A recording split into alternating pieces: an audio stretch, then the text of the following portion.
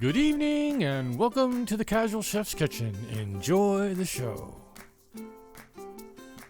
Tonight we're in the Dominican Republic. On tonight's menu, Pollo Guisado. The morning mise en place. Just after prep. The evening mise en place in order of appearance. Marinating the chicken in lime juice and some veggies. Heating up some oil with the sugar. Sauteing the chicken. I add some water to the chicken. And the chicken's going to simmer for about 15 minutes.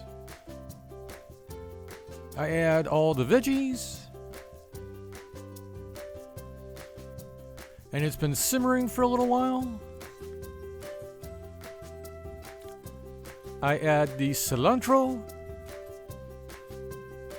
And here's the finished dish in the saute pan. And here's the final presentation.